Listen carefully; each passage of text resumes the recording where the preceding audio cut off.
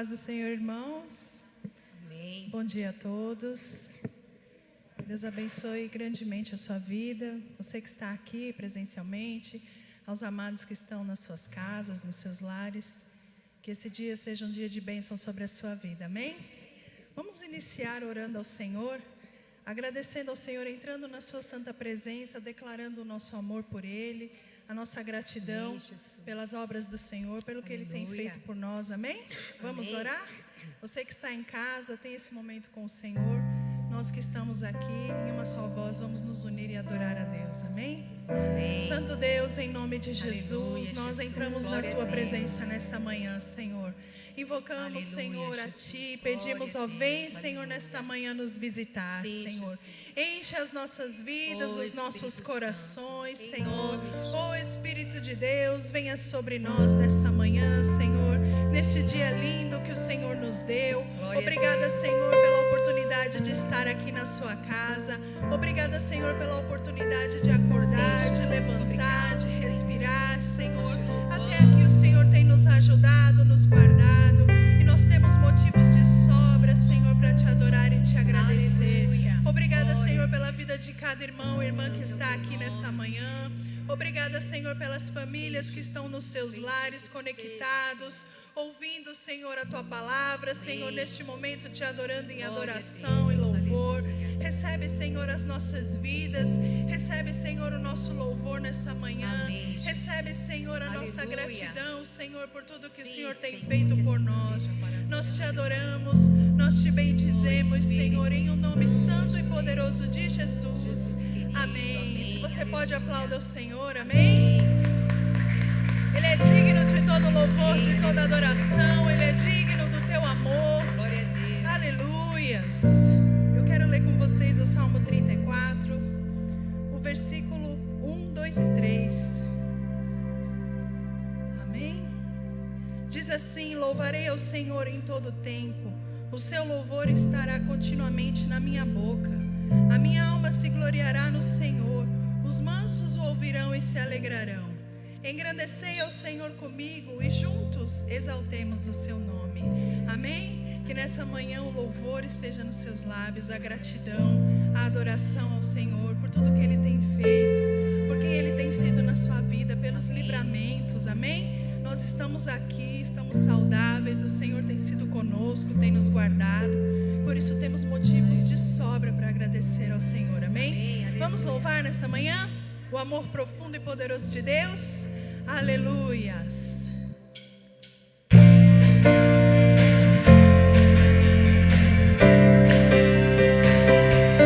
Vamos declarar o amor de Deus, o amor que salva, o amor que cura.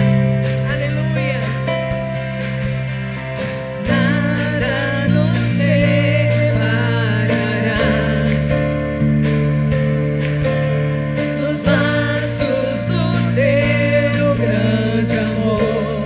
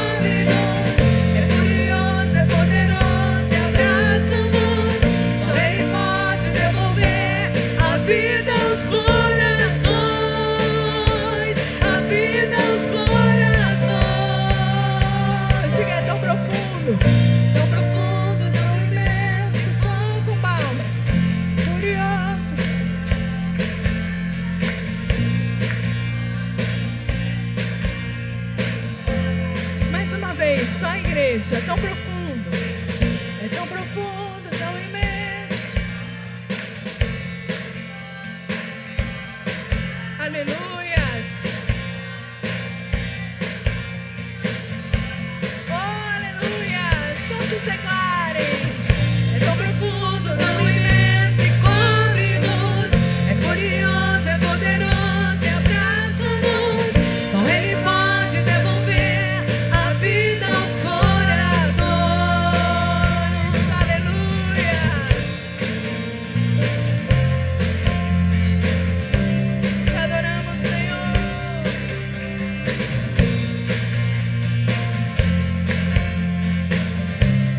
Aleluias. Aplauda o Senhor bem forte. Aleluias.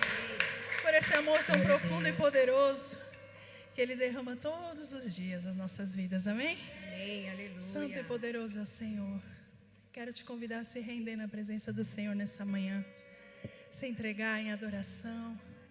Fala, Senhor, eu dependo de Ti, eu preciso de Ti. Não tem outro jeito, não tem outro caminho. Aleluias.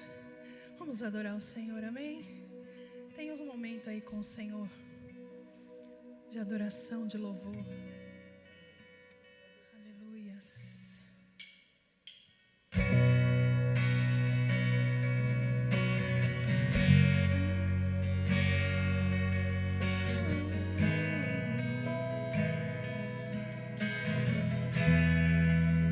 Aleluia, Senhor. Queremos te adorar nessa manhã. Declarar que dependemos de Ti para tudo, Senhor.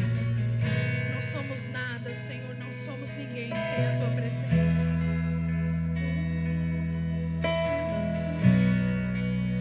A Ti eu vou clamar, Clame a Ele. pois tudo vem de Ti, tudo está em Ti. Por Ti vou caminhar, Tu és a direção, o sol a me guiar. Tudo pode passar, Teu amor jamais me deixará. Isso, declare isso com fé. Sempre há de existir um novo amanhã preparado pra mim. Diga preparado para mim, Senhor. Preparado pra mim. Oh, aleluias. A Ti, Senhor. A Ti eu vou clamar, pois tudo vem de Ti, tudo está em Ti. Por Ti vou caminhar, Tu és a direção, o sol a me guiar. Tudo pode passar,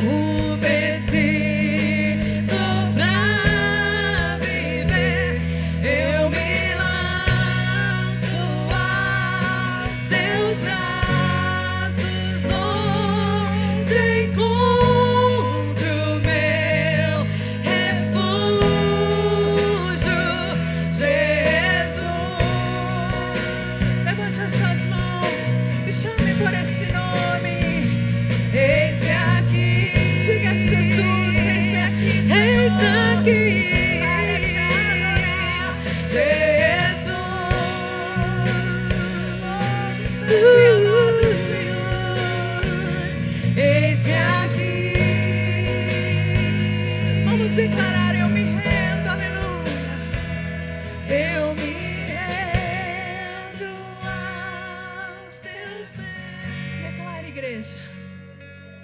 Do que eu preciso pra... Você que está em casa também declare. Se lance nos braços do Senhor.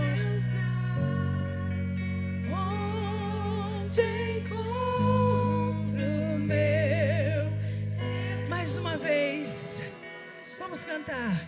Eu me rendo aos seus pés. És tudo que eu preciso pra viver. Eu me lanço.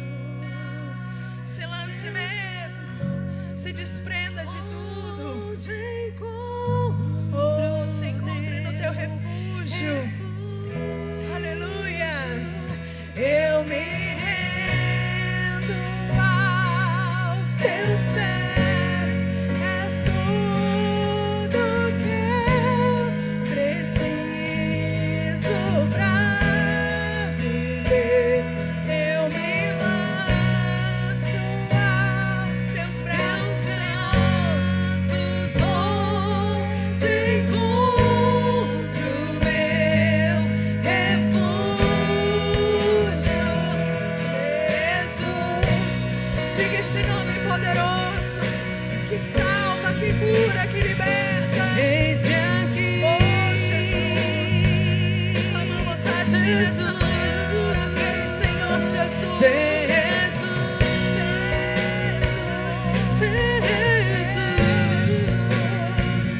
Eis-me aqui.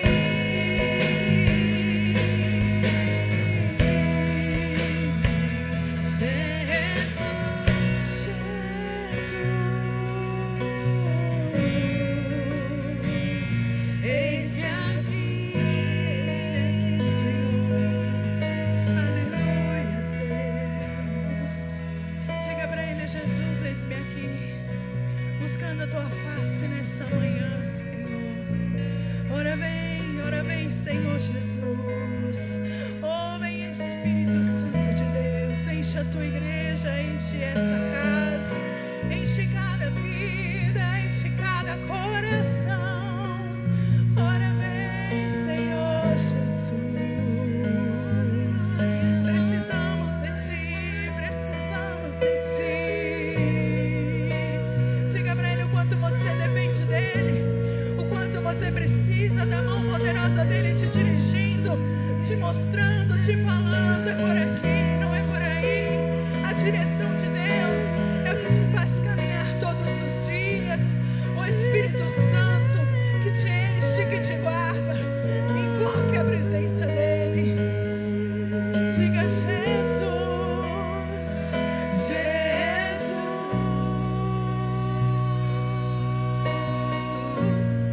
Diga Jesus. Eis-me aqui, Senhor. Jesus, Jesus. Eis-nos aqui, Senhor, de braços abertos, dependendo de Ti. Aleluias, aleluias. Aplauda o Senhor bem forte, glorifique esse Jesus poderoso, maravilhoso. Aleluias.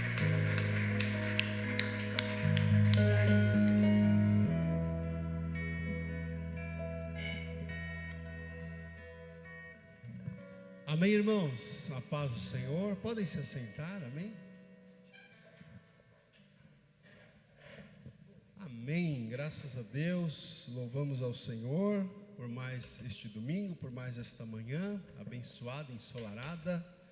Agradeço a Deus pela vida dos irmãos que estão aqui presencialmente, por aqueles que estão acompanhando, né, pelas redes sociais, pelo Facebook, pelo YouTube. Sejam todos muito bem-vindos ao nosso culto nesta manhã. Nós vamos ofertar neste momento. Os irmãos que trouxeram as suas ofertas, os seus dízimos, podem neste momento ofertar. A nossa irmã Ana aqui na igreja estará recolhendo as ofertas os dízimos, e os irmãos que estão em casa, não é, podem fazer a sua contribuição através de uma transferência bancária ou de um depósito. Quero desafiar os irmãos a nos ajudar hoje, nessa semana. O tempo passa rápido. Terça-feira já estaremos no mês de dezembro, se assim Deus permitir. E todo dia 1º é o dia que a gente paga o nosso aluguel aqui na igreja. Então, se você puder dar a sua oferta, o seu dízimo, fazer o seu depósito, fazer a sua transferência, você vai ajudar bastante a gente para cumprir aqui os compromissos financeiros da nossa igreja. Amém, queridos? Glória a Deus. Louvado seja o nome do Senhor. Amém. Nós vamos então orar pelas ofertas. Amém. Vamos agradecer ao Senhor. Pai querido, em nome do Senhor Jesus, nós somos gratos ao Senhor, Pai, porque nós podemos estar aqui nesta manhã para louvar, para adorar ao Senhor, para ouvir a Tua palavra. Agora, Senhor, eu te peço, Pai, abençoa todos os irmãos e irmãs que têm contribuído aqui com a Tua obra, Senhor. Aqueles que têm vindo aqui presencialmente, têm trazido aqui a sua oferta, o seu dízimo, a sua contribuição. Aqueles, Senhor, que têm feito ali a transferência, o depósito através da conta corrente da igreja, que o Senhor também recompense, multiplique, Senhor, muitas vezes mais na vida de todos os irmãos.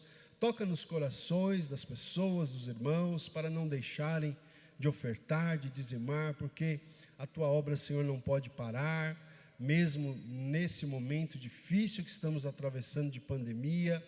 Senhor, nós necessitamos dos recursos. Então, que o Senhor esteja tocando nas vidas, e que as vidas que têm partido esta atitude de serem obedientes, de serem responsáveis na sua contribuição, que o Senhor possa multiplicar, Senhor, muitas vezes mais. Nós pedimos, nós oramos em nome de Jesus. Também agora nós vamos, Senhor, meditar na Tua palavra e pedimos, ó Deus, que o Senhor nos conduza nesta manhã. O Senhor tem colocado no meu coração aqui uma palavra. Senhor, me dá graça, me dá força, me dá, Senhor, capacitação, me dá unção do Teu Espírito para trazer aquilo que o Senhor tem colocado em meu coração, Pai, e que essa mensagem possa atingir, alcançar muitas vidas. Nós oramos em nome de Jesus. Amém. Graças a Deus. Amém, irmãos? Muito bem, vamos abrir a Escritura no livro do profeta Daniel. Abra comigo. Livro do profeta Daniel, capítulo 2. Nosso texto base hoje é Daniel, capítulo 2.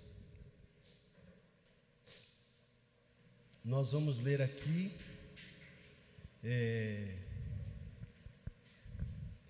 a partir do versículo 34, Daniel capítulo 2.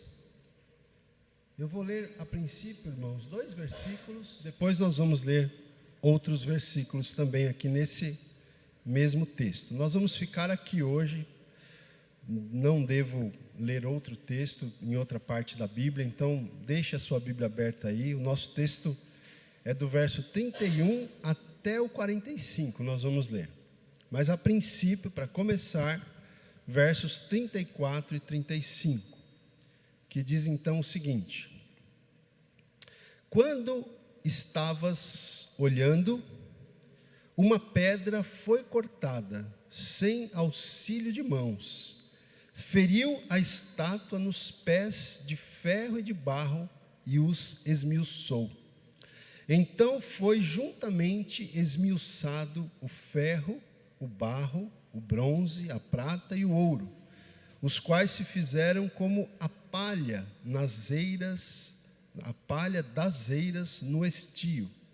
E o vento os levou, e deles não se viram mais vestígios.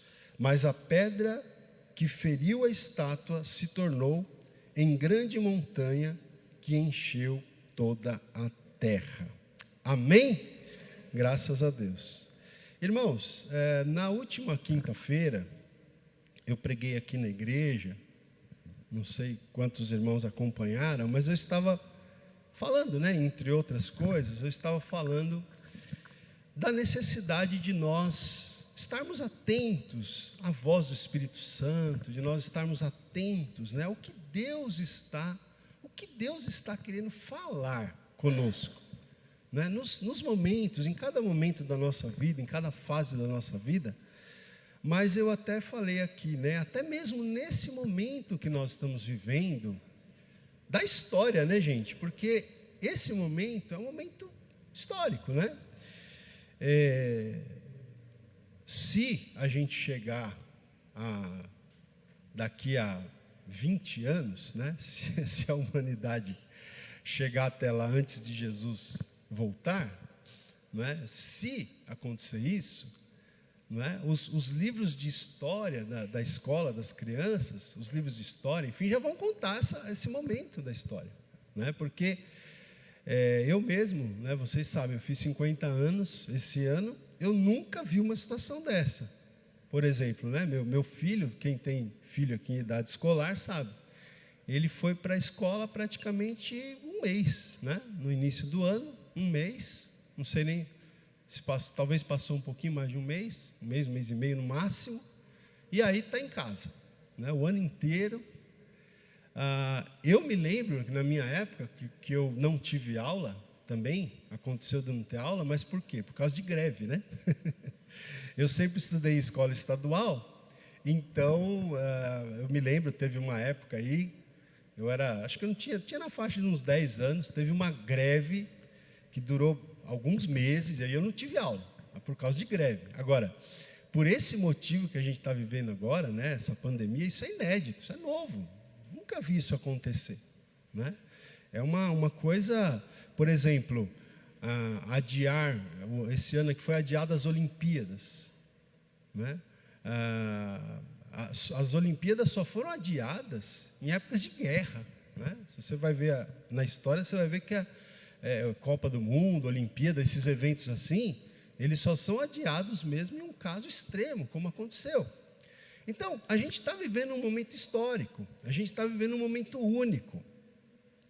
E a pergunta, gente, que eu tenho me feito é o que é que nós estamos perdendo, né? Será que a gente está perdendo alguma coisa? Será que a gente não está entendendo alguma coisa? O que é que nós não estamos vendo? O que é que nós não estamos enxergando nesse momento, né? Então, eu vou fazer aqui uma introdução, depois eu quero entrar aqui no texto. Mas veja, você sabe, né, hoje, gente, hoje nós vivemos uma guerra, a gente está numa guerra hoje, não sei se você já percebeu, a gente não está numa guerra convencional, daquela que um país ataca o outro com tanques de guerra, com metralhadoras, enfim, a gente não está nesse tipo de guerra convencional, mas a gente está vivendo hoje uma guerra comercial, uma guerra econômica entre os países, entre as potências, né? As potências mundiais, elas estão aí em guerra comercial, em guerra econômica, e a gente está vivendo também uma guerra, né, de cunho ideológico também, tá? Então a gente está tendo esse tipo de guerra que está acontecendo, não sei se você percebe, você vê isso, aqui no Brasil está muito claro a guerra ideológica, não é? Nos Estados Unidos agora, com essa eleição, que ainda não é? Aparentemente não tem uma palavra oficial de quem vai ser o novo presidente, isso está sendo averiguado lá pelas cortes de justiça dos Estados Unidos. Então, assim, tudo isso aí é o que é guerra ideológica. Além da guerra ideológica, você tem a guerra comercial, a guerra econômica. E hoje, nessa guerra, não se usam necessariamente armas convencionais, como eu falei. Mas pode-se usar uma arma biológica, por exemplo. O que a gente está vendo, gente, hoje? A gente está vendo um vírus que está circulando aí. E eu fico me perguntando, será que... não sei se você já se fez essa pergunta, mas às vezes eu fico me perguntando, será que esse vírus não foi produzido propositalmente? Porque o discurso que vem, gente, nunca, né, vai ser esse. Veja, as pessoas que escrevem a história, muitas vezes elas não contam tudo o que acontece nos bastidores, não é? É como as pessoas dizem, existe a história oficial e a história real, né? A história que acontece mesmo e que muitas vezes você não sabe dos detalhes. Eu falo para você, gente, posso até ser ridicularizado pelo que eu vou falar aqui, mas eu não duvido que esse vírus tenha sido produzido propositalmente para ser uma arma nessa guerra comercial, né? Nessa guerra econômica. Aí você fala assim, mas espera aí, pastor, você acha que os chineses lá, né? Então, em tese, foram os chineses que produziram esse vírus aí. Você acha que eles iam produzir um vírus, uma arma que ia matar os próprios cidadãos chineses? Você acha isso? Irmão, eu acho. Sabe por quê? Eu vou explicar por quê. Porque todo rei, todo imperador na história da humanidade que entrou numa guerra, sabia que ia ter efeito colateral. Ou você acha que quando Napoleão quis conquistar a Europa, ou quando Hitler quis conquistar a Europa, você acha que eles não sabiam que eles iam perder soldados deles nas guerras? Ou eles iam entrar nas guerras sem que nenhum soldado deles morresse? É óbvio. Isso aí é uma coisa que é contabilizada, é o efeito colateral. Então, eu penso que não é impossível. Não vejo como impossível, porque é interessante esse vírus, né? Esse vírus ele é interessante. Você já percebeu que ele afeta idosos? Ele afeta pessoas que têm problemas, né, de comorbidades, mas pessoas mais jovens, pessoas mais saudáveis, crianças, não tem praticamente nenhum sintoma. Você já viu vários casos, eu conheço famílias que todos ficaram, as crianças não tem nenhum tipo de sintoma, ficam normal. Então, não seria uma estratégia realmente para diminuir a população, né? Enfim, a gente fica pensando essas coisas, né, irmãos? E outra coisa, escuta o que eu vou falar aqui para você, né? O tema da nossa mensagem hoje, eu vou ler aqui na Bíblia. Eu quero dizer que a gente está vivendo um momento histórico, irmãos, que já foi profetizado. É isso que eu quero mostrar para vocês na Bíblia hoje. A gente está vivendo um momento histórico que já foi profetizado, não é? Nós estamos, de uma certa forma, isso é um privilégio, porque a gente está vendo diante dos nossos olhos. A gente está vendo diante dos nossos olhos a palavra de Deus se cumprir. Só que muitas vezes as pessoas não percebem, né? Talvez até porque não conheçam a Bíblia, não conheçam a palavra, não conheçam as profecias bíblicas, não estão percebendo que está diante dos nossos olhos, a Bíblia se cumprindo, a palavra de Deus se cumprindo. Tanto que o tema que veio ao meu coração hoje, né, que eu estou dando tema para essa mensagem, é o fim da história. Porque de alguma maneira a gente está próximo do fim. Eu não estou aqui marcando data da vinda de Jesus, mas o próprio Senhor Jesus, a própria Bíblia, fala dos sinais que precederiam a vinda de Jesus, não é? Então, basta a gente estar atento a isso, tá? Olha só, essa situação que a gente está vivendo hoje, irmãos, essa situação, ela tem sido aproveitada como uma espécie de laboratório, escuta isso que eu vou falar, uma espécie de laboratório para controlar a população mundial, gente. É isso que está acontecendo muito claramente. Eu não estou falando para vocês que os chineses, junto com os franceses, junto com, sei lá, com governos da Europa, eles entraram num acordo e falaram assim, vamos fazer esse vírus aí, vamos lançar. Não é isso que eu estou dizendo.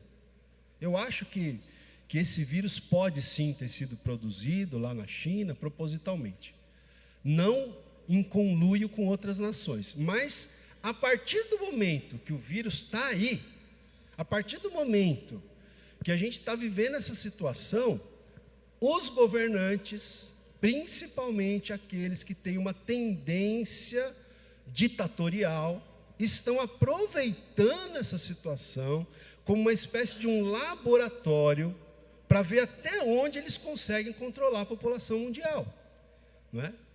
E aí eu pergunto, não é isso que haverá no governo do anticristo? um controle da população mundial? Não é isso? Irmãos, eu acho que eu já falei aqui, né? Eu tenho conversado com a minha filha, a Gabi, ela mora lá na França, ela está morando lá na França, e lá eles estão num novo lockdown, né? Num novo momento de uma segunda onda. E amanhã se prepare, vote hoje, quem já votou aqui? Né? Vote hoje, quem não votou, a partir de amanhã, você vai ver que vai se começar a falar aqui no Brasil, que a gente também tem que voltar a ficar trancado dentro de casa. É só passar a eleição aí que já vai acontecer isso. Tá? Então veja só, a própria questão da vacina, né? Eu estava lendo essa semana uma notícia que o próprio, acho que é diretor, eu não lembro o cargo dele lá, mas que foi muito evidente nesses momentos aí, da OMS, lá o diretor-presidente da OMS, lá da ONU, ele falou essa semana que mesmo com as vacinas, mesmo que haja vacina, mesmo que o pessoal tome as vacinas, ainda assim vai ter que ter algum tipo de controle depois disso. Então, gente, o que a gente está vendo aqui é uma espécie de um laboratório. Eu estava falando da minha filha, né? E a gente até brinca com ela, a gente fala, Gabi, mas cadê os franceses? Os franceses! A França é o berço da Revolução Francesa, né? A França é o lugar onde o antigo regime, os regimes que eram monarquias absolutas, caíram. Né? Onde aconteceu lá a Revolução Francesa, igualdade, liberdade, fraternidade, liberdade. Os franceses estão igual cordeirinhos dentro de casa, aceitando isso passivamente, aceitando esse controle social. Gente, olha, eu não sei, mas eu acredito que aqui se aplica aquela frase que Jesus fala várias vezes lá no livro de Apocalipse, quando ele escreve as 7 igrejas, né, quando Jesus dá a mensagem para João escrever as 7 igrejas, em que Jesus fala, quem tem ouvidos para ouvir, ouça. Quem tem ouvidos para ouvir, ouça. Quem tem olhos para ver, veja o que está acontecendo. Quem tem discernimento para discernir, discerna o que está acontecendo. E a economia mundial? Gente, não é que a gente fica impressionado como que os governantes parece que não estão se importando que a economia da cidade, do estado, às vezes até da nação, quebre pelas decisões que têm sido tomadas. Aí eu pergunto para você, não seria isso já uma estratégia também? Tá? Para você pensar, pense aí. Talvez alguns irmãos saiam daqui hoje falando, pastor Ronaldo está delirando. Tá bom, fique à vontade. Eu sei o que eu estou falando, eu sei o que eu tenho lido, eu sei o que eu tenho estudado, tenho me aplicado para estudar a Bíblia, para estudar esse tema, não é? À luz da Bíblia. Mas a economia mundial quebrada, gente, quebrar a economia mundial é uma oportunidade para o surgimento de uma nova ordem econômica mundial. Como você aplicaria uma nova ordem econômica mundial? Né? Como diz a Bíblia em Apocalipse lá, que aquele que não tiver a marca, né, da besta, né, na mão ou na testa, enfim, como que essa pessoa que não tiver a marca da besta não pode comprar, não pode vender? O que tem a ver esse negócio de comprar e vender? Tem a ver com o quê? Economia, né? Mas que melhor oportunidade haveria para você criar uma nova ordem econômica mundial? Gente, quando começou a pandemia, o pessoal já falava, e geralmente são os ligados aos progressistas, os globalistas, né? Olha, problemas mundiais exigem soluções, exigem um governo mundial que resolva essas questões. Isso está aí na mídia, basta você procurar, né? Então, a economia mundial quebrada é a oportunidade para o surgimento de uma nova ordem econômica mundial. Tá? Então eu quero olhar aqui com vocês para a Bíblia, para a gente ver o seguinte, preste atenção, nós estamos num momento, num certo sentido é um privilégio, esse momento que a gente está vivendo, porque nós estamos vendo, gente, olha só, quando o profeta Daniel interpretou esse sonho do Nabucodonosor, Por mais que Daniel deu a interpretação, Daniel não entendia os detalhes que a gente pode entender hoje, vivendo há 2.500 anos depois, né? Aqui a gente está falando em termos aproximados de 2.500 anos atrás, que Deus deu para o rei da Babilônia, chamado Nabucodonosor. Deus deu um sonho para ele, e o profeta Daniel interpretou esse sonho. E Daniel, ele deu a interpretação, mas nem mesmo o próprio Daniel tinha os detalhes que hoje nós temos para entender esse sonho e essa interpretação. Tá certo? Então, por um lado, é um privilégio, porque nós estamos vendo, está claro, está diante dos nossos olhos. Para quem tem ouvidos para ouvir, para quem tem olhos para ver, para quem tem discernimento para discernir, está acontecendo, está aí, está na nossa cara.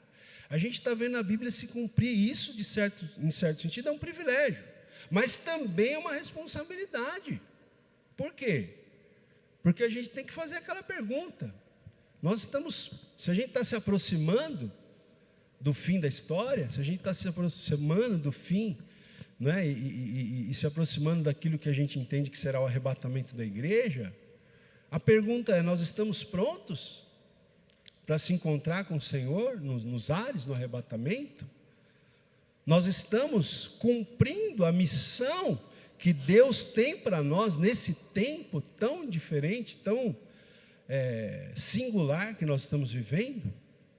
Então veja, irmãos, nós vamos aqui ler o texto, né? Porque de acordo com a interpretação desse sonho que Nabucodonosor teve, nós estamos muito próximos do fim da história, pelo menos no que se refere ao governo gentílico, né? Eu pessoalmente creio que nós ainda vamos ter, antes do que a gente chama de estado eterno, né? Que é a eternidade, a gente ainda vai ter aqui na face da terra um reino, onde o próprio Senhor Jesus vai reinar, né? Que a gente chama de reino milenar de Cristo. Mas assim, ali já é Cristo reinando.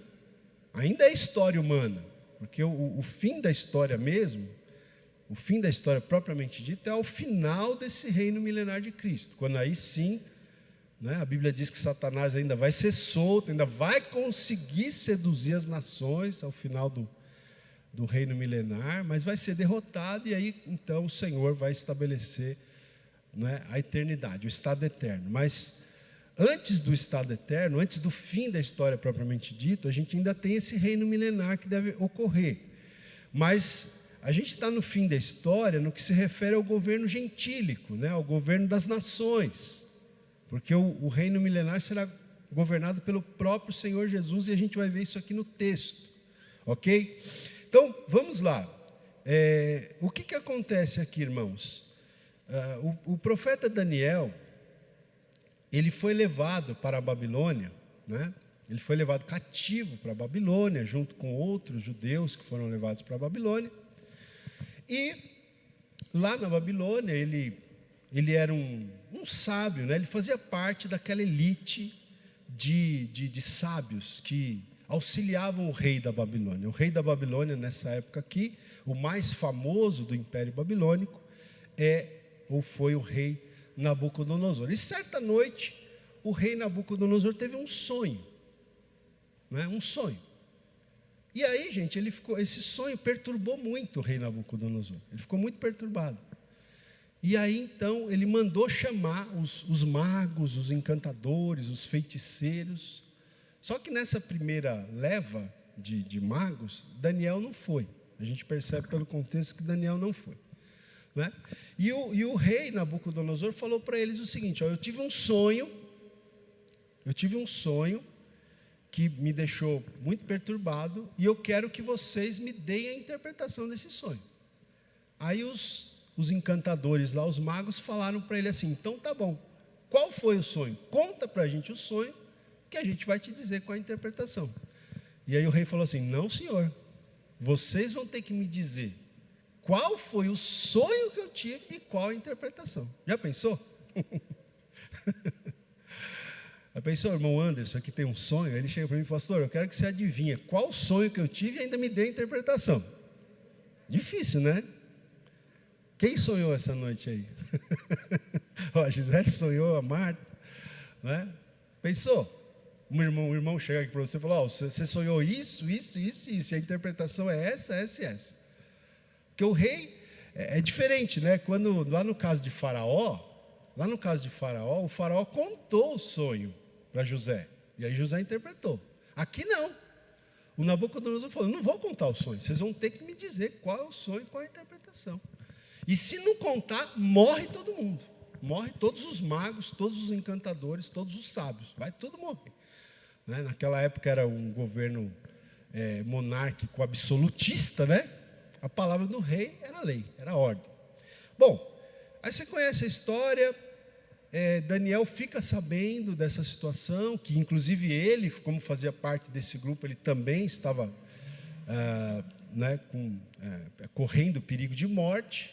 Então ele pede uma audiência com o rei, e ele pede para o rei: rei, me dá um prazo que eu vou orar e eu vou te falar, né? Deus vai me revelar isso aí. E aí o rei concorda. Daniel vai para casa, fala com os 3 amigos dele, que a gente termina decorando mais os nomes babilônicos, né? Que é o Sadraque, Mesaque e o Abednego.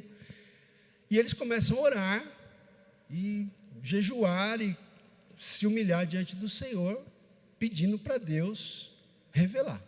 E Deus revela, gente. É fantástico, né? Depois você lê esse capítulo aqui, não dá para a gente ficar lendo todos os versículos, mas Deus revela para Daniel o sonho que o rei tinha tido e a interpretação. E aí então nós vamos chegar aqui no versículo 31, quando o profeta Daniel então vai dizer isso. Vamos lá.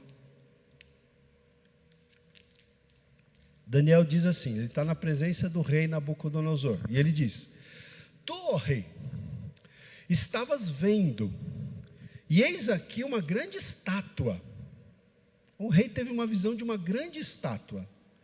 Esta, que era imensa e de extraordinário esplendor, estava em pé diante de ti, e a sua aparência era terrível. 32. A cabeça dessa estátua, né, era de fino ouro, o peito e os braços de prata, o ventre e os quadris de bronze, as pernas de ferro, os pés em parte de ferro e em parte de barro. Essa foi a visão, parte da visão que o rei Nabucodonosor teve. Ele viu uma estátua muito alta, de uma aparência terrível, e essa estátua ela tinha cabeça de ouro, o peito aqui e os braços de prata, essa região aqui do quadril de bronze, as pernas, as 2 pernas de ferro, e os pés era misturado ferro com barro. Essa foi a visão que ele teve. E aí na sequência, olha, o verso 34, Daniel fala: quando estavas olhando, uma pedra foi cortada sem auxílio de mãos. Uma pedra, né, uma pedra foi cortada sem auxílio de nenhuma mão humana.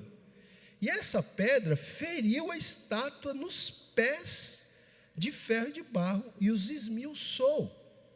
35. Então foi juntamente esmiuçado o ferro, o barro, o bronze, a prata e o ouro, os quais se fizeram como a palha das eiras no estio, e o vento os levou, e deles não se viram mais vestígios. Mas a pedra que feriu a estátua se tornou em grande montanha que encheu toda a terra. Então, o rei Nabucodonosor e depois Daniel tiveram essa visão, que uma pedra foi cortada sem o auxílio de mãos e, né, caiu em cima dos pés daquela estátua e esmiuçou os pés e esmiuçou tudo. Aquele ferro, bronze, prata, ouro, virou como se fosse poeira que o vento espalhou. Só que aquela pedra, ela se tornou uma grande montanha que encheu toda a terra, toda a terra. Essa foi a visão que o rei teve, só que ainda aqui é só a visão. E a interpretação? Olha só, vamos lá. Verso 36. diz Daniel aqui, Daniel que está falando, este é o sonho, e também a sua interpretação diremos ao rei. Tu, ó rei, rei de reis, a quem o Deus do céu conferiu o reino, o poder, a força e a glória, a cujas mãos foram entregues os filhos dos homens, onde quer que eles habitem, e os animais do campo e as aves do céu, para que dominasses sobre todos eles, tu és a cabeça de ouro. Então olha aqui, começa a interpretação. Daniel fala, rei Nabucodonosor, você é a cabeça de ouro dessa estátua, você é a cabeça de ouro. Você a quem Deus deu domínio sobre, nações e povos e animais e tudo. O rei Nabucodonosor foi muito poderoso. O império babilônico foi um império muito poderoso. Gente, e é interessante você pensar que a origem do império babilônico, se a gente for remontar lá atrás, aí voltando séculos e séculos e séculos, a gente vai remontar a Torre de Babel. Babel. Daí vem Babilônia. Sabe o que significa a palavra Babel? Significa confusão. Em Babel, os povos as pessoas se rebelaram contra Deus. A ordem de Deus lá era que os povos se espalhassem, se multiplicassem. E eles quiseram ficar reunidos em um único lugar. Construir até uma torre, cujo topo chegasse aos céus. Então Babel chama-se confusão, por quê? Porque diante dessa rebeldia, Deus confundiu as línguas lá e o pessoal se espalhou na marra, porque aí não conseguiam mais se entender, houve aquela confusão das línguas, daí surgiram as línguas que a gente tem hoje, pelo menos as principais raízes, linguísticas, e o povo se espalhou, de forma forçada, vamos dizer assim, porque voluntariamente as pessoas não obedeceram a Deus. Então Babel significa o quê? Não só confusão, mas rebelião contra Deus. Então o princípio do Império Babilônico é esse, é rebelião, é rebeldia contra Deus, tá?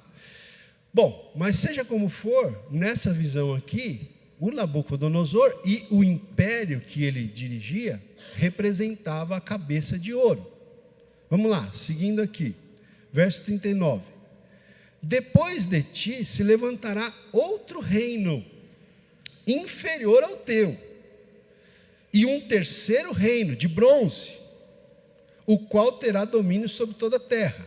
Verso 40, o quarto reino será forte como ferro, pois o ferro a tudo quebra e esmiuça. Como o ferro quebra todas as coisas, assim ele fará em pedaços e esmiuçará. Então aqui, gente, note aqui, a cabeça de ouro, o peito de bronze, e os braços, o ventre, o quadril de bronze, as pernas de ferro, representam o quê? Cada parte da estátua representa um império mundial, tá? Então você percebe aí que ele fala, no verso 39 ele fala, depois de ti se levantará outro reino, inferior ao teu, que é o de prata. Qual que foi esse reino, gente? Aqui, preste atenção nisso. Para você entender a Bíblia, interpretar a Bíblia, a gente tem que prestar atenção nesses detalhes, Veja só, quando Daniel fez essa interpretação, ainda não tinha acontecido, mas hoje, a gente está 2.500 anos depois dessa interpretação, então a gente já sabe o que aconteceu na história da humanidade. Qual foi o império que veio na sequência? Aliás, Daniel chegou a ver a queda do império da Babilônia e o surgimento do império que surgiu na sequência, que foi o império chamado Medo-Persa, ou império dos Medos e dos Persas.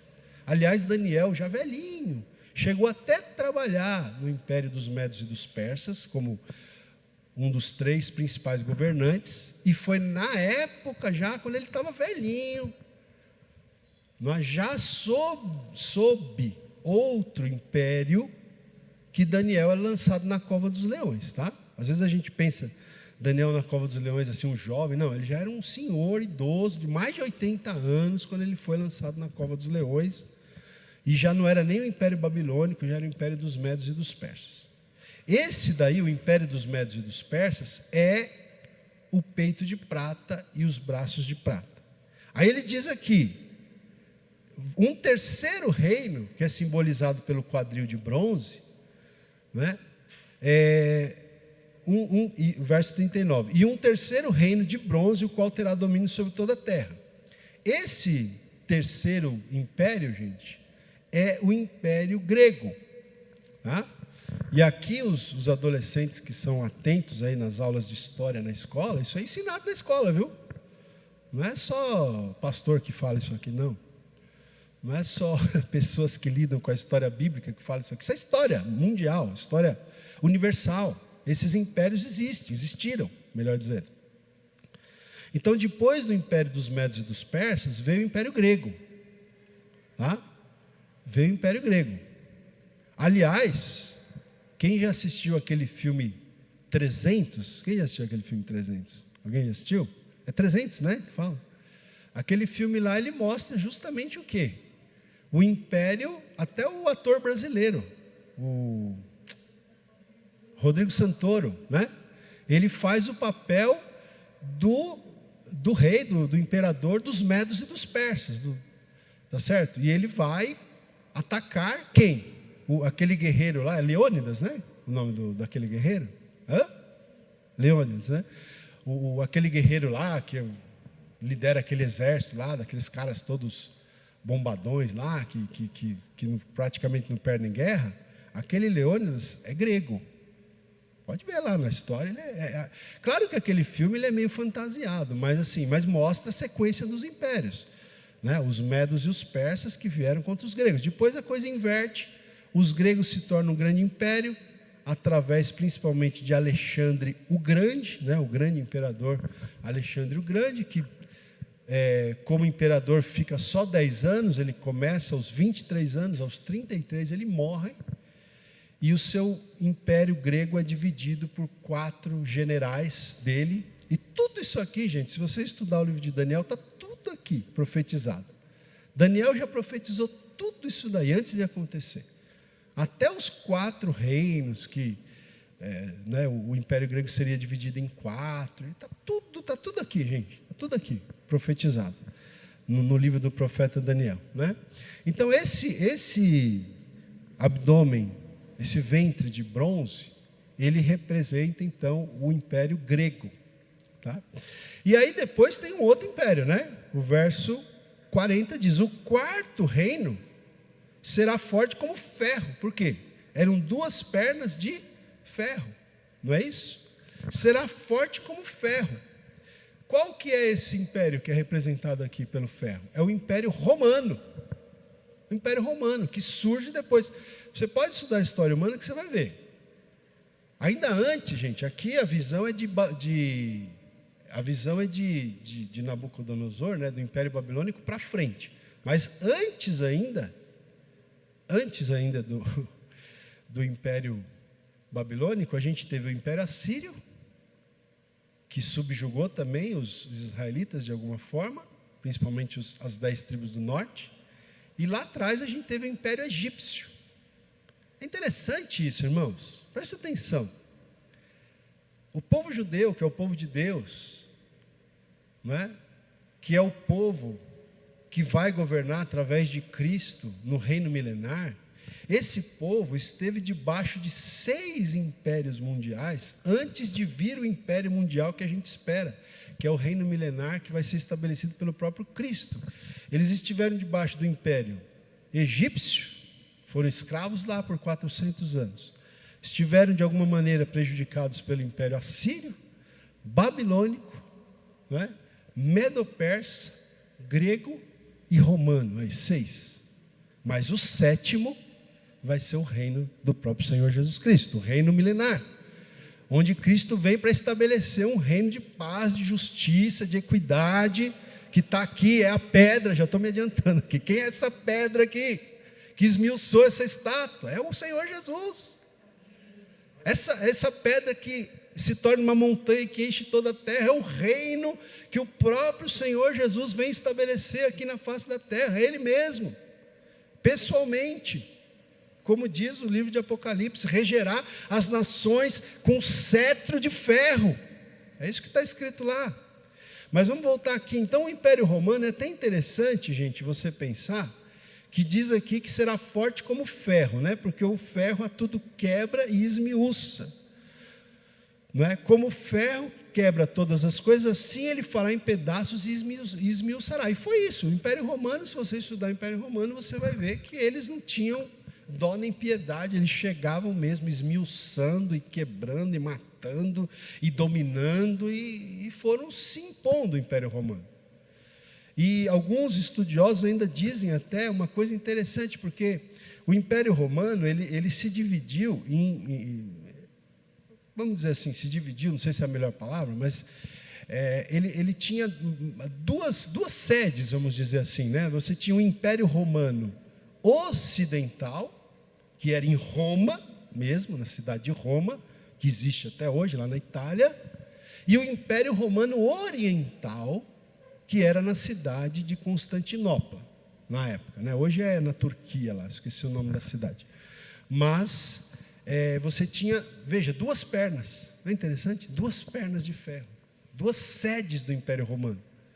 Tanto que quando o Império Romano do Ocidente cai, no ano mais ou menos 500 depois de Cristo, né? O Império Romano durou, irmãos, o Império Romano durou 5, 6 séculos.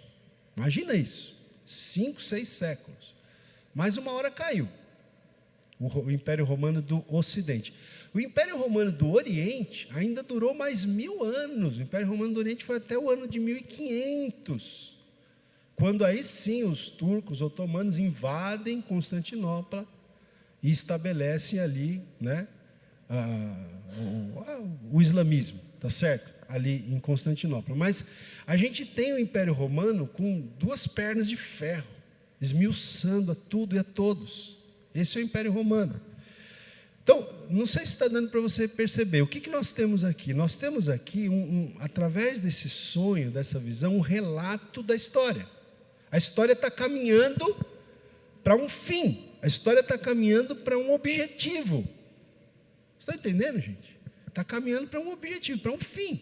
Então você vai tendo a sucessão de impérios na história mundial. Até que um dia, não é, nós vamos alcançar aquilo que está profetizado aqui na sequência. Mas veja só, o versículo 41 diz assim, versículo 41 diz assim: quanto ao que viste dos pés e dos artelhos em parte de barro de oleiro e em parte de ferro, será esse um reino dividido. Que teria ainda então uma espécie de quinto império, que na verdade não é um quinto império, na verdade é o mesmo império, o quarto império romano, mas enfraquecido, porque é um pouco ferro, um pouco barro. O mesmo ferro das pernas está nos pés, só que agora está misturado com barro, para mostrar o quê? Que esse império ele se enfraqueceu com o passar dos anos, dos séculos, das décadas, tá certo? Então ele diz aqui, verso 41, será um reino dividido, contudo, haverá nele alguma coisa da firmeza do ferro, pois que viste o ferro misturado com o barro do lodo, né? Verso 42, como os artelhos dos pés eram em parte de ferro e em parte de barro, assim, por uma parte, o reino será forte, e por outra será frágil. Agora, olha o verso 43, preste atenção. Quanto ao que viste do ferro misturado com o barro de lodo, o que significa isso? Ferro misturado com barro. Misturar-se-ão mediante casamento, mas não se ligarão um ao outro, assim como o ferro não se mistura com o barro. Irmão, vocês me permitem, eu vou abrir aqui esse livro aqui um pouquinho, tá? livro Daniel, Vitória no Cativeiro, que Deus me deu a bênção de escrever. Olha, preste atenção no seguinte, irmão. Eu já vou partir aqui para a conclusão. Mas preste atenção no seguinte. Olha só. Esses impérios, de alguma forma, eles permanecem até hoje. O legado desses impérios, ele vai passando de um império para o outro. E chega até os nossos dias. A influência desses impérios, de alguma maneira, chega até os nossos dias. Tá? Então, por exemplo, Babilônia. Como que a Babilônia influenciou a história? A Babilônia influenciou através de religiões e práticas de mistério, como astrologia, por exemplo. Os babilônios tinham esse aspecto místico, tá certo? Que permanece, vem sendo passado, né? Até chegar nos nossos dias. Porque aí, gente, você presta atenção, você tem Babilônia, Medo-Persa, grego, romano. Os romanos estavam aonde? Ali em Roma, na Itália, na Europa. E foi da Europa, gente, que partiram, né, lá no ano de 1500, partiram aí as chamadas grandes navegações, que chegaram aqui nas Américas, colonizaram aqui a América, colonizaram outros povos. Então, esses valores aqui, que já vinha de séculos através desses impérios, foram trazidos para cá. Né? Através para cá, por exemplo, para a América do Sul, para a América Central, para a América do Norte, para onde hoje é a Austrália, e outros tantos lugares, outros tantos países. Não é? Na época do imperialismo, já lá no século XVIII, XIX, por ali, para os países da África. Então, da Europa irradia a cultura, irradia uma influência para o mundo inteiro. Tá? E aí essa influência, ela já vem trazendo esses aspectos de cada um dos impérios. Então eu já falei da influência do Império Babilônico. Dos medos e dos persas, qual foi a influência que eles tiveram? Eles tiveram influência na administração pública, na instituição de leis, e até no desenvolvimento do direito de alguma forma. Isso está relatado no próprio texto bíblico. E a gente tem pelo menos 2 textos, Esther 1:19, Daniel 6:12, que já diz lá, a lei dos medos e dos persas não se pode revogar. Eles tinham esse trato com as leis, né, esse desenvolvimento legal. Aí depois, os gregos, em que eles influenciaram a civilização? Eles influenciaram na arte, na cultura e na filosofia. Não é? Você vai ver em muitos países do mundo que você for visitar, você vai ver esculturas antigas, esculturas gregas. Você vai ver prédios com traços de arquitetura grega, né? Ou seja, arte, cultura e principalmente filosofia. Não é? Porque é na Grécia que surgiram os grandes filósofos. Não é? A gente sempre fala desses 3 que são muito famosos, Sócrates, Platão e Aristóteles, eram gregos. Na Grécia era a terra da filosofia. A própria Bíblia diz isso, quando Paulo foi em Atenas pregar o Evangelho, todo mundo ficava falando das últimas novidades nesse campo das ideias, da filosofia. E os romanos? Os romanos legaram a praticidade. Os romanos eram muito práticos, não é? Abriram estradas, criaram meios de comunicação para a época, né? Correios e etc e tal. Também influenciaram na literatura, na arquitetura, na arte e o direito também, né? Os romanos foram muito fortes no direito. Todo mundo que faz direito hoje estuda o direito romano. Questões militares, os romanos aperfeiçoaram as técnicas militares, as técnicas de guerra, as técnicas de batalha. Então, gente, veja, preste atenção que eu vou ler uma frase. O sistema mundial que está em operação em nosso tempo, esse sistema mundial aqui recebeu, ao longo dos séculos, recebeu o legado e a influência dos impérios representados nessa estátua aqui de Nabucodonosor. Eu estou tentando mostrar para vocês o quanto essa visão aqui, ela chega aos nossos dias e ela vai se cumprir em breve, né? Penso. Agora, o que significa essa história aqui de que os pés eram em parte de barro e em parte de ferro? Diz aqui, o próprio Daniel diz, que significa que esses reinos, eles iam se misturar mediante casamento. Preste atenção, gente. As pernas de ferro representam qual império mesmo? Vamos ver se vocês estão atentos. As pernas de ferro representam o Império Romano. E os pés de ferro, em parte de ferro e parte de barro, também continua representando o Império Romano. Onde era a sede do Império Romano? Europa. Irmãos, estuda a história da Europa e você vai ver que até recentemente, eu estou falando de décadas, talvez um século e pouco atrás, os reis da Europa, gente, casavam-se, davam-se em casamento uns com os outros. Não sei se você já teve a curiosidade para estudar isso, eu gosto de estudar essas coisas, né? Eu tenho falado para o pessoal, assiste a série The Crown, assiste, eu já falei várias vezes. Essa é uma que vale a pena você assistir, né? São séries muito interessantes. Tem uma também da Rainha Vitória, da Inglaterra, série muito legal, né? Que eu já assisti, a Simone, que é quase que uma certa continuidade uma da outra, né? Que fala ali da monarquia inglesa. Mas aquelas monarquias ali na Europa, era tudo ligado, gente. Era tudo ligado, era tudo parente um do outro ali. O rei da Inglaterra era primo do rei da Espanha, que era irmão do rei não sei de onde. Eles eram todos primos, todos parentes. Por quê? Porque eles se ligavam através do casamento para tentar fortalecer as relações deles ali na Europa, para tentar de alguma forma talvez fortalecer o continente europeu. E isso aqui a gente está falando de coisa que aconteceu até recentemente.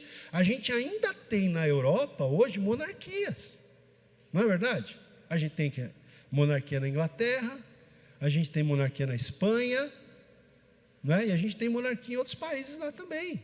Até hoje permanece, algumas caíram, né? Em Portugal caiu, na França caiu por causa da Revolução Francesa. Em outros países caíram as monarquias, mas em vários países elas ainda continuam, as monarquias continuam. E não é difícil até hoje ainda ver essa, né? Porque um rei não quer que o seu filho case com um plebeu, né? Ele quer que... Gente, até hoje na Inglaterra tem lá tem os títulos de nobreza, né? A Gabi estava até falando com a gente esses dias, que ela está estudando direito lá na faculdade. Ela estava falando, né? O absurdo que é você ter na Inglaterra, até hoje você tem o parlamento inglês. No parlamento inglês você tem a Câmara, você já deve ter ouvido falar disso na televisão, a Câmara dos Lordes e a Câmara dos Comuns. Olha aí, os comuns, os plebeus, tem que ser eleito.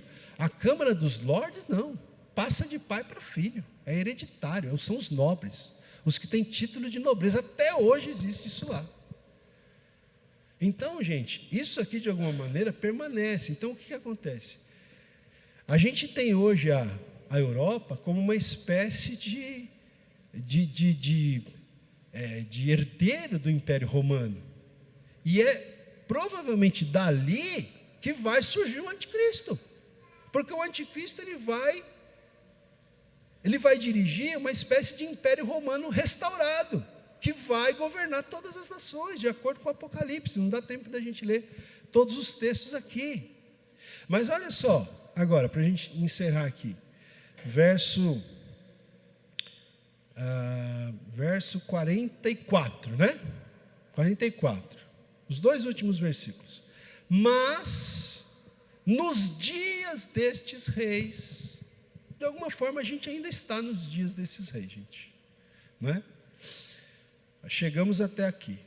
Nos dias destes reis, o Deus do céu suscitará um reino. Aí é o último e grande império mundial. Um reino. Só que esse reino tem algumas características. Diz aqui, um reino que não será jamais destruído. Este reino não passará a outro povo. Percebe que você tem uma sucessão de impérios mundiais que vão passando para outro império, Um derruba o outro e vai continuando. Só que esse aqui, esse reino, esse império que vai surgir, esse ainda não surgiu. Você não viu nenhum império com essas características ainda, né? Mas verá. Este reino não passará a outro povo e esmiuçará, né? Esse reino esmiuçará e consumirá todos esses reinos, os anteriores aqui, da estátua. Mas ele mesmo, esse reino, subsistirá até quando, gente? Para sempre. Como viste, verso 45, que do monte foi cortada uma pedra, sem auxílio de mãos, e ela esmiuçou o ferro, o bronze, o barro, a prata e o ouro.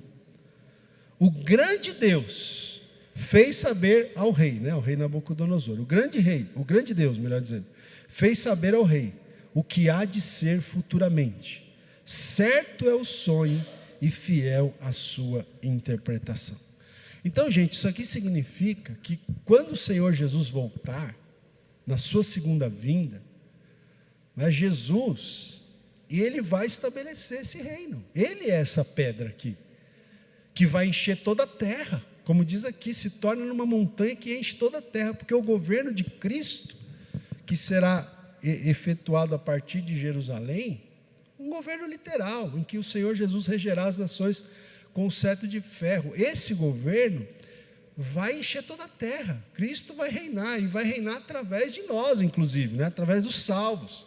Nós reinaremos com Ele, diz a palavra de Deus. Então, o que isso tudo significa, gente? Eu vou fechar aqui a mensagem. Significa o seguinte: os impérios mundiais falharam, não é? Me permita ler aqui esse parágrafo. O fato em questão é o seguinte: os impérios mundiais falharam. Todos os sistemas de governo, monarquia absolutista, monarquia constitucional, república presidencialista, república parlamentarista, não é? Todos os sistemas de governo pensados, elaborados e instituídos pelos homens não tiveram êxito.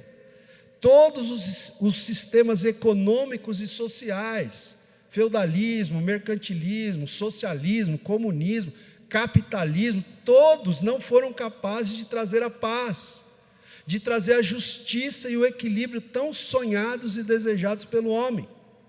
Por isso, as Escrituras, a palavra de Deus afirma que no devido tempo, e a gente entende que esse tempo está próximo, por isso que eu dei o tema aqui, o fim da história, né? Então, no devido tempo, o Senhor, Deus, no devido tempo, o próprio Deus intervirá novamente, que já interviu na primeira vinda de Cristo, mas intervirá novamente na história humana, através da segunda vinda do seu Filho, o Senhor Jesus Cristo, o qual estabelecerá então o que os homens sempre tentaram, sem jamais conseguirem, ou seja, um reino de justiça, de paz e equidade, que encherá toda a terra, não é? Que cobrirá toda a terra, como as águas cobrem o mar, como diz outro texto bíblico. Cristo é a pedra, cortada sem o auxílio de mãos, ou seja, cuja origem é sobrenatural, não é? Sem o auxílio de mãos quer dizer isso, que a origem é sobrenatural, e essa pedra ferirá na base, nos pés, todo o sistema mundial, que vem se desenvolvendo sem sucesso, desde os tempos de Nabucodonosor até os tempos do Império Romano, cuja filosofia perdura até os nossos dias. Apesar de todo o legado que os impérios mundiais trouxeram ao longo dos séculos, preste atenção nisso aqui, gente. Apesar de todo o legado que esses impérios trouxeram, até bons legados em alguns casos, mas não há como negar que a humanidade vai de mal a pior. É como se Deus estivesse permitindo à raça humana a oportunidade de governar-se a si própria, para que, enfim, a humanidade pudesse reconhecer que não pode ser senhora de si mesma, que não pode se auto-administrar independentemente de Deus, Então, só uma intervenção drástica e divina na história humana poderá mudar essa situação de caos que se encontra hoje na humanidade. Então, portanto, eu reafirmo aqui, para que fique bem claro na nossa mente, que essa intervenção haverá de acontecer na segunda vinda de Cristo, quando Ele vai estabelecer o seu reino aqui na face da terra, um reino de 1000 anos, e Ele regerá as nações com um cetro de ferro. Então, e somente então, a humanidade poderá experimentar aquilo que sempre desejou em suas relações sociais, sem jamais ter obtido êxito. Ou seja, a humanidade poderá experimentar paz, equidade, justiça, prosperidade e glória. Amém? Esse reino de Cristo virá, irmãos, e está próximo. Não é? Por isso que eu digo, vamos estar atentos, não é? Vamos ter olhos espirituais para ver, ouvidos espirituais para ouvir, discernimento espiritual para discernir, porque Jesus está voltando. Amém? Vamos ficar de pé, grupo de louvor pode vir aqui. Nós vamos cantar ao Senhor nessa manhã, louvar a Deus. Depois nós vamos orar. Nós temos alguns pedidos de oração para colocar diante do Senhor. Glória a Deus. Algumas pessoas enfermas, nós vamos orar por essas pessoas. Glória a Deus. Amém. Aleluias. Vamos louvar ao Senhor então.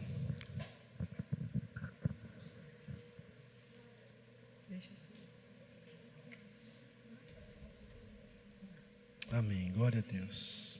Fique em espírito de oração, de adoração. Adore ao Senhor neste momento, amém?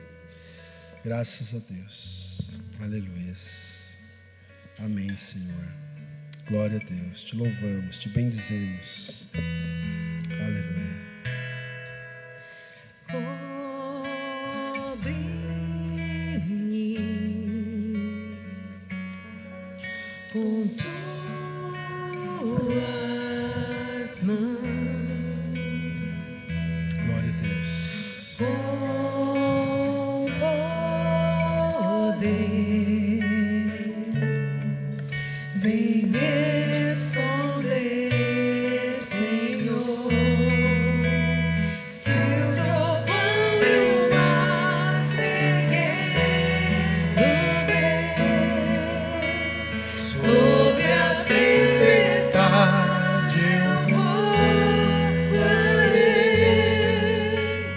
sobre as águas tu também és, descansarei, pois sei que és Deus.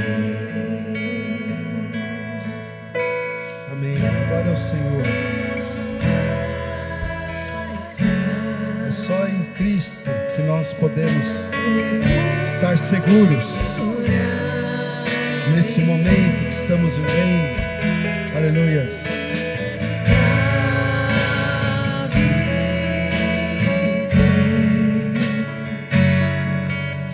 Quem Cristo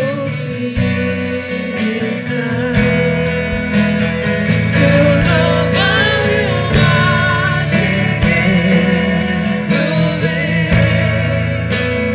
sobre a tempestade eu voarei,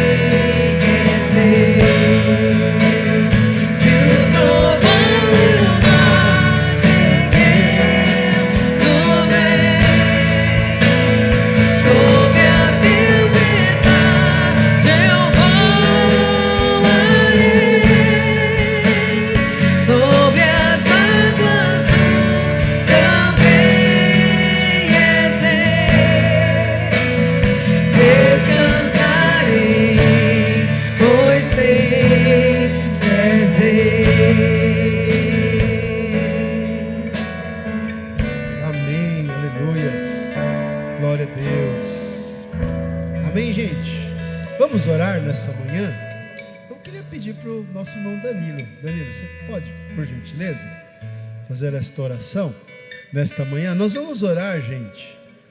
Eu vou pedir uma oração especial aqui, pelo meu irmão, né? Muitos irmãos conhecem o Rogério, né? Além do Renato, a gente tem mais um irmão, o Rogério, e ele está com Covid, gente. E ele não está muito bem, não. Inclusive, ele está vindo para São Paulo agora. A esposa dele está dirigindo o carro, ele não está nem em condições de dirigir, né? Ele está vindo para São Paulo para buscar tratamento aqui, né? Está com dificuldade de respirar e tal. Então, vamos orar por ele, né? Inclusive, a esposa dele também ficou infectada, mas ela está bem, as crianças estão bem. Mas a mãe dela, a sogra do meu irmão, também pegou Covid, né? Estava lá na casa dele, pegou e está internado na UTI, inclusive. Né? Então nós vamos orar. Eu não lembro o nome dela, você lembra? O nome da Clarice? Clarice, né? É a sogra do meu irmão. E também nós vamos orar pela Isabel, Danilo, por gentileza. A Isabel é filha da irmã Adriana, uma irmã que a gente conhece, pediu oração também, está com suspeita de Covid. Nessas pessoas que estão com esses problemas, vamos orar, né, irmãos? Para que Deus tenha misericórdia. E se você tem um pedido aí também, uma necessidade, um pedido de oração, esse é o momento de você orar. Levante suas mãos, ore, clame conosco, em nome de Jesus. Amém, irmãos, vamos orar então. Pai, nós queremos te louvar, nós queremos te dar graças, Senhor, por esta oportunidade de estarmos ouvindo a tua palavra. Nós te agradecemos, Pai, porque o teu reino vem, o teu reino está próximo. Pai, e o Senhor quer que nós estejamos preparados, Pai, a tua mensagem está aqui para nos alertar, Senhor, para que nós possamos, Pai, servir a Ti de todo o coração, para que nós possamos, Pai, nos converter dos nossos maus caminhos, para que nós possamos nos render diante do Senhor, Senhor, como o pastor falou, para que nós possamos estar sensíveis à voz do Teu Santo Espírito, Pai, que o Senhor, Pai, possa, Senhor, através do Teu Santo Espírito, ministrar aos nossos corações, Senhor, para que nós possamos, Pai, estar preparados, Senhor, para que nós possamos, Pai, nos render totalmente a Ti, Senhor, Pai, em nome de Jesus, Pai, para que as coisas, Pai, deste mundo, Pai, que tentam nos cegar, Senhor, para que elas não sejam o Senhor das nossas vidas, Pai, Senhor, mas que nós possamos colocar o Senhor, Pai, em primeiro lugar, Senhor, para que nós possamos meditar na Tua palavra, para que nós possamos orar, Pai, para que nós possamos nos derramar diante da Tua presença e ouvir a Tua voz, Senhor, e agir de acordo, Pai, com a Tua vontade nos nossos dias, que nós possamos ser luz, Pai, neste mundo, que nós possamos levar essa mensagem adiante, Senhor, para que outras pessoas possam ouvir, se prostrar, se render diante de Ti, Senhor. Pai, em nome de Jesus nós te pedimos, neste tempo, Pai, de pandemia, Senhor, onde tantas pessoas, Pai, estão enfermas, Senhor, onde tantas pessoas estão passando necessidades, Senhor, que nós possamos levar a luz, que nós possamos levar a Tua palavra, Senhor, que nós possamos levar o Teu alimento, Senhor, a estas vidas, Pai, Senhor, em nome de Jesus nós queremos orar, Pai, por essas vidas, Pai. Senhor, queremos orar pelo Rogério, Senhor, que está vindo para São Paulo, Pai, buscar tratamento, Pai, em nome de Jesus, que o Senhor esteja cuidando dele, Pai, neste caminho, Senhor, da Evelyn, que está trazendo, Pai, ele para cá, Senhor, em nome de Jesus, que o Senhor guarde essas vidas, que o Senhor livre-os, Pai, de todo mal, Senhor, que o Senhor dê cura, que o Senhor dê saúde, Pai, em nome de Jesus, Pai, esteja cuidando do Teu filho, Pai, Senhor, da sua sogra também, Senhor, a dona Clarice, que o Senhor esteja cuidando, ela que está na UTI, Senhor, tem misericórdia desta vida, Senhor, em nome de Jesus, Pai, dê saúde, Pai, em nome de Jesus, Pai, cura esta vida, nós te pedimos, Senhor. Também, Senhor, pedimos, Pai, por esta outra vida, a Isabel, Senhor, em nome de Jesus, que o Senhor esteja cuidando, que o Senhor esteja curando, Pai, em nome de Jesus, o Senhor conhece esta vida, Pai, em nome de Jesus, tenha misericórdia, entra, Pai, com a Tua provisão, entra com o Teu socorro, Pai, em nome de Jesus nós te pedimos, Senhor, por todos, Pai, que estão acometidos, Pai, pela Covid, Oh Senhor, em nome de Jesus, ó Pai, nós te pedimos, entra, Pai, com teu poder, tem misericórdia do teu povo, Senhor, em nome de Jesus, ó Pai. Oh Senhor, ano de 2020 praticamente todo, Senhor, oh Pai, com pessoas sofrendo, oh Senhor, enfermas, oh Pai, nas UTIs, nos hospitais, famílias, ó Pai, sofrendo, perdendo entes queridos. Oh Pai, em nome de Jesus, ó Pai, que o Senhor entre com a tua provisão, ó Pai. Em nome de Jesus eu te peço, Senhor, em nome de Jesus, ó Pai, nós te pedimos, te louvamos e te agradecemos em nome de Jesus, Senhor. Amém, Senhor. Amém, irmãos. Vamos continuar orando, tá? Peço que os irmãos continuem aí orando, né? Por essas vidas, por esses pedidos. E, gente, eu estava conversando aqui, quando eu cheguei com o irmão Valdir, ele estava falando para mim que parece que já o governador, né, já passou algumas orientações aí mudando, não sei se foi o governador, se foi o prefeito, enfim, mas mudando algumas questões aí nas regras aí, né, de ajuntamento, mesmo para igrejas. Então eu vou me informar melhor essa semana sobre isso. E aí durante a semana a gente passa a informação para os irmãos, tá bom? Como que a gente vai proceder diante dessa nova realidade aí, né? Que o pessoal está falando sobre uma segunda onda, infelizmente. Nós vamos nos informar direitinho e passar para os irmãos as orientações, tá bom? Seja como for também, eu quero só já avisar vocês que eu e a Simone, nós conversamos, nós vamos fazer, gente, lembra que a gente fez esse ano uma jornada de Páscoa, lembra? Jornada de Páscoa, né? Nós vamos fazer agora a jornada de Natal, amém? A gente parou com as lives de manhã, mas nós vamos ter uma semana especial, que vai ser do dia 15 de dezembro até o dia 20. Tá? Vai ser terça, quarta, quinta, sexta e sábado. A gente vai fazer às 8 horas da manhã uma live, eu e a Simone. E no domingo vai ser o encerramento no culto aqui na igreja, domingo dia 20, o nosso culto de Natal, tá? Ou presencial ou online, a gente vai ter um culto de Natal, amém, irmãos? Então vai ser assim, já se programe, tá? Essa semana talvez muitos irmãos já estejam mais tranquilos aí, quem sabe. Então você pode participar conosco, nós vamos falar sobre esse tema, que é o Natal, o nascimento de Jesus. Vamos para a palavra de Deus, vamos ver o que a Bíblia diz sobre o nascimento de Jesus, tá?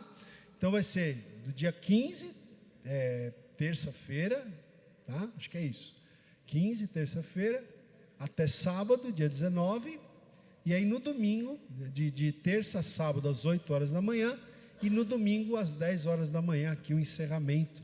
Então já vai se programando para você participar conosco, amém? Então é isso, vamos encerrar? Glória a Deus. Obrigado, Senhor, por essa manhã. Nos leva em paz aos nossos lares. Dá-nos um domingo maravilhoso, uma semana de paz e de bênçãos, em nome do Senhor Jesus. Que o amor de Deus, o nosso Pai, a graça de Cristo Jesus, o nosso Senhor, e a comunhão do Espírito de Deus seja com todos nós e com todo o povo de Deus, hoje e sempre. Amém. Glória a Deus. Deus abençoe. Bom domingo, boa semana.